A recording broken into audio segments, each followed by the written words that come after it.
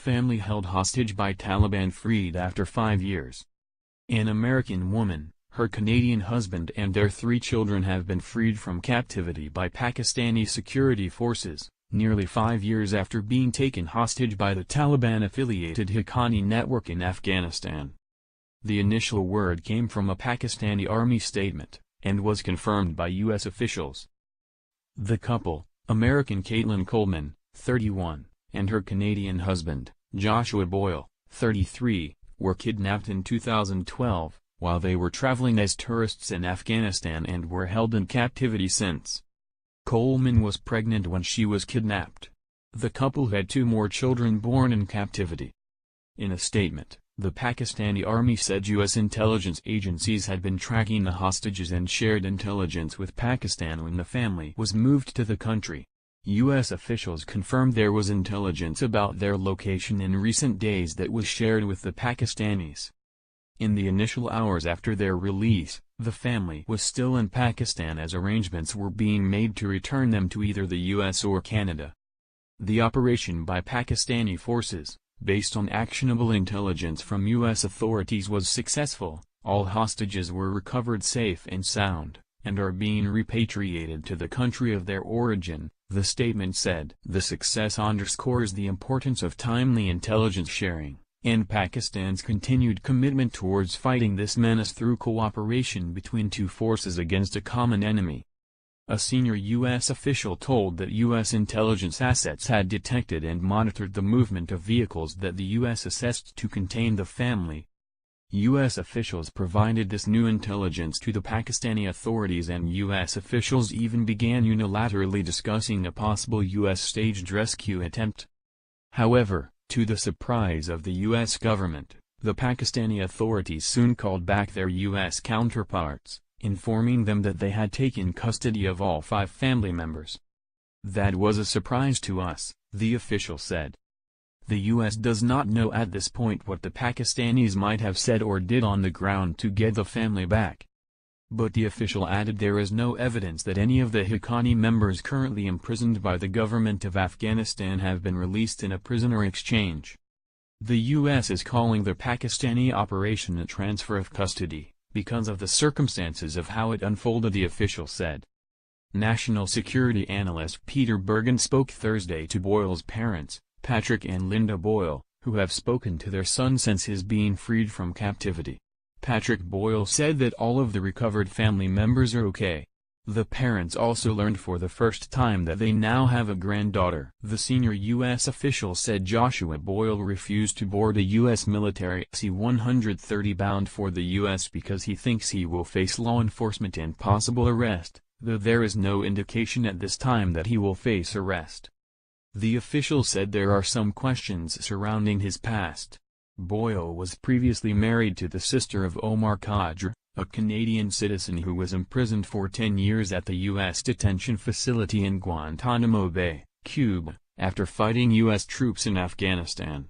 Khadr later sued the Canadian government for violating international law, by allegedly not protecting its citizen and conspiring with his U.S. captors, who he says abused him. A Pakistani military official told that the recovery operation was conducted by Pakistani intelligence agents with the Pakistani military helping to secure the perimeter. He said that the operation took place in the federally administered tribal areas in northwestern Pakistan, while the family was being transported from one location to another. President Donald Trump thanked Pakistan for its role in recovering the hostages Thursday during remarks, before he signed an executive order on health care at the White House. The Pakistani government's cooperation is a sign that it is honoring America's wish that it do more to provide security in the region, Trump said. "I want to thank Pakistan. They worked very hard on this, and I believe they are starting to respect the United States again," Trump added. Trump issued a statement earlier Thursday, confirming the recovery of the hostages. The United States government, working in conjunction with the government of Pakistan, secured the release of the Boyle-Coleman family from captivity in Pakistan, the statement said. "This is a positive moment for our country's relationship with Pakistan," Trump added, saying, "The Pakistani government's cooperation is a sign that it is honoring America's wishes for it to do more to provide security in the region." Trump has made getting tougher with Pakistan in an effort to get them to crack down on the Taliban, a central tenet of his recently announced strategy for Afghanistan and the wider region. "We hope to see this type of cooperation and teamwork in helping secure the release of remaining hostages, and in our future joint counterterrorism operations," Trump said in the statement.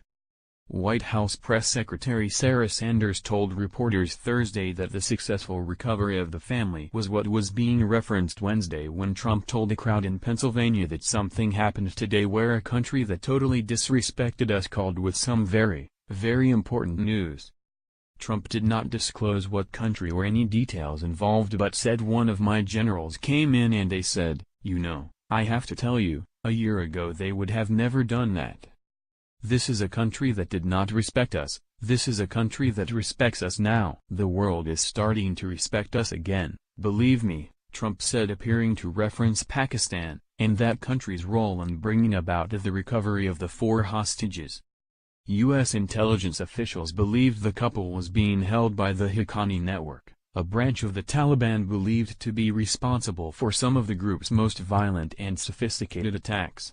In December, the commander of U.S. forces in Afghanistan, General John Nicholson, said the Haqqani network held a total of 5 American hostages.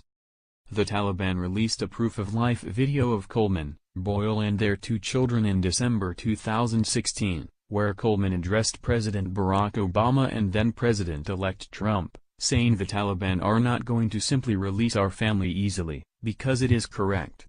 They want money, power and friends. We are told there are Afghans who are prisoners in Kabul that these men care about. The Afghan government has captured several senior members of the Haqqani network, and U.S. officials believed the Taliban faction had hoped to exchange American hostages for their release. The U.S. military has long believed that Pakistan's principal intelligence organization, the Inter-Services Intelligence (ISI) agency, has maintained links with the Taliban, particularly the Haqqani network.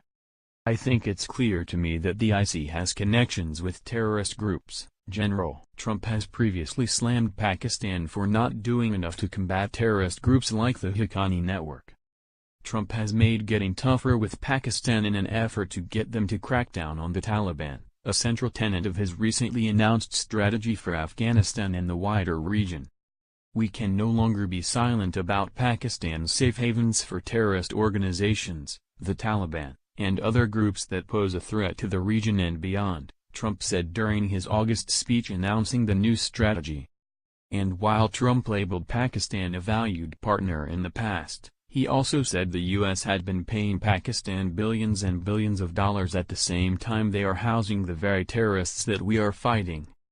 "That will have to change, and that will change immediately," Trump added, saying no partnership can survive a country's harboring of militants and terrorists who target U.S. service members and officials.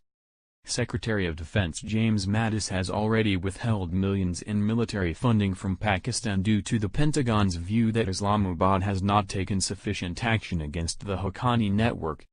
The Taliban continue to hold other Western hostages, including U.S. citizen Kevin King, 60, and Australian citizen Timothy Weeks, 48.